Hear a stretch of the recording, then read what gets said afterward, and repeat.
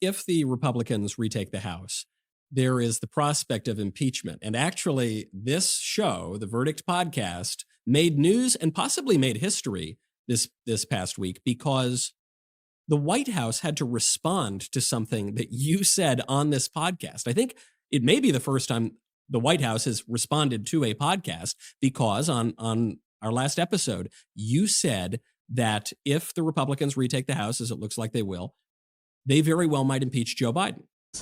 Does the White House have a reaction to Senator Cruz saying President Biden may be impeached if the Republicans take back the House next year, specifically for the border policies?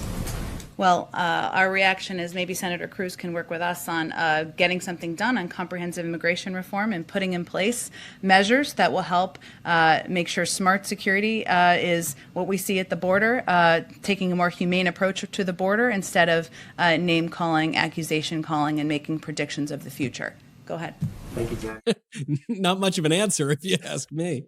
Well, it's striking on several things. One, she accuses us of name calling. Last I checked, we didn't engage in any name calling. We just observed the reality that if there's a Republican majority in the House, which I think is extremely likely, that there will be very significant pressure and a very significant likelihood that we will see impeachment proceedings. And it was interesting when she talked about the border. She says, well, we need, quote, smart security, and talk about a euphemism. We had 2 million people cross illegally last year. We had the highest rate of illegal immigration in 61 years. She says she wants a more humane policy.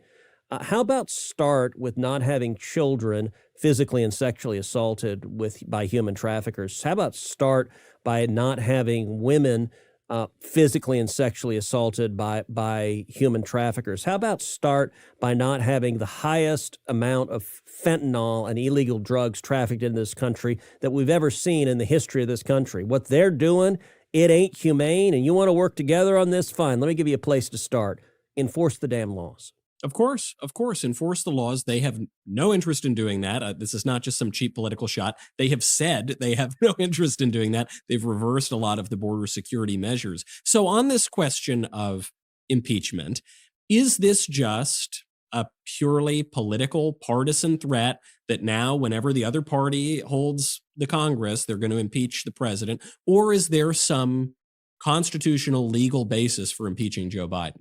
Oh, look, a little bit of both. What we said in the last episode of Verdict is that one of the consequences of the Democrats in the last Congress so politicizing impeaching Donald Trump, not once but twice, because they disagreed with him, because they hated his policies and they hated his politics even more. Verdict was launched on the first day of the first impeachment trial. And you and I said during that first trial over and over again when we were down in the basement at 1 a.m.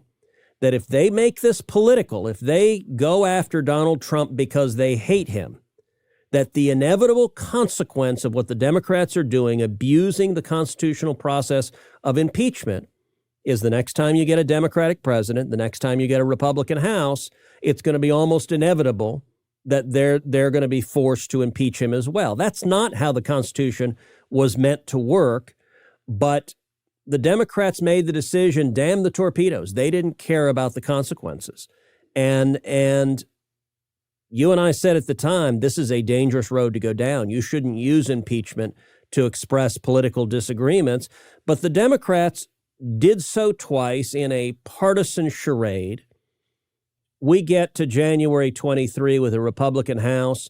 I think the political pressure to do the same thing, just apply the same standard to Joe Biden that the Democrats applied to Donald Trump, will be enormous. Now, it's interesting, Michael. After the podcast came out last week, the Twitterverse went nuts.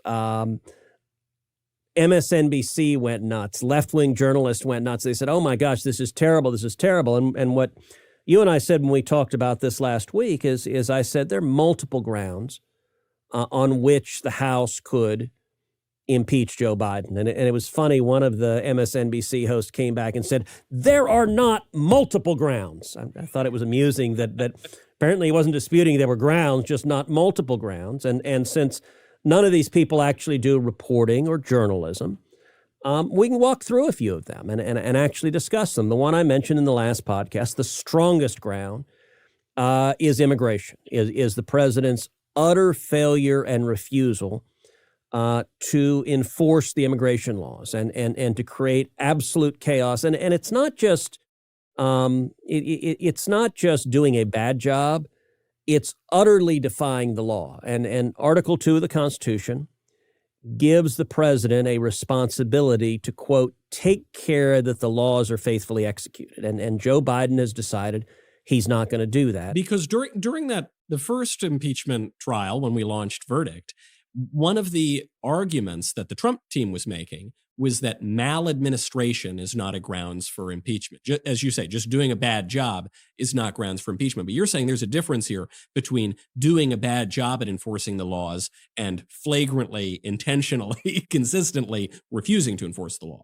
Well, that's right. And this touches on debates. If you go back to early episodes of Verdict, we got into in great detail, which is what does high crimes or misdemeanors mean? The constitutional standard for impeaching the president, is that he has to be guilty of high crimes or misdemeanors. And there was a robust debate about whether high crimes or misdemeanors constitute federal crimes that are on the books.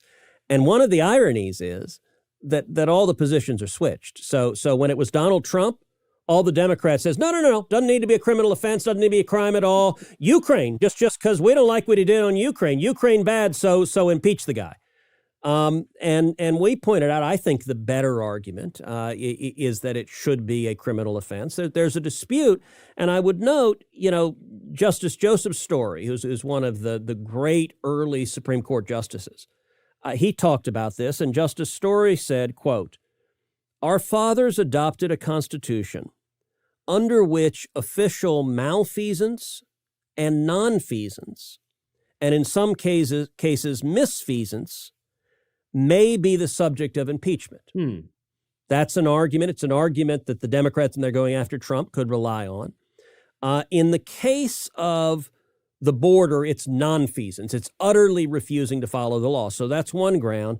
But there are at least two other grounds, and there are probably more. The two other grounds on which a Republican House could consider impeachment are the utter and colossal disaster of the Afghanistan withdrawal, the president abandoning Americans behind enemy lines, the president sharing intelligence with the Taliban, the president abandoning Bagram, including as a result of Biden's abandoning Bagram, releasing the terrorist who became a suicide bomber, murdering 13 American servicemen and women.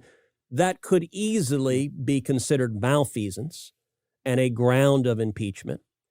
And a third potential ground of impeachment is the president's lawless vaccine mandates. And what this would turn on, look, it's one thing to adopt a strained interpretation of the law, but what this would turn on is the extent to which the president's lawyers advised him this is contrary to law. And we've talked about on this podcast, I believe the Department of Justice and or the White House lawyers told the president and told his senior advisors, you don't have the authority to do this under OSHA. You don't have the authority to do this. You're going to be challenged, and it will very likely lose in court. And I think he made the decision, essentially, I don't care. I'm going to abuse my power and do it anyway because a bunch of people are going to comply. And you could make an argument that to the extent, and the full factual predicate hasn't been developed, you'd have to lay out that he was acting in open defiance of the law. But if you made out that predicate, that would be a third potential ground for impeachment. None of those at the end of the day may be a slam dunk. And if the Democrats had not gone down the road of impeaching Trump twice for political and policy disagreements, then you probably wouldn't see a Republican House respond using the same means. But once they've started this process, we predicted at the outset that this was going to be a slippery slope. And unfortunately, I think that is where we are today. And what's good for the goose is good for the gander.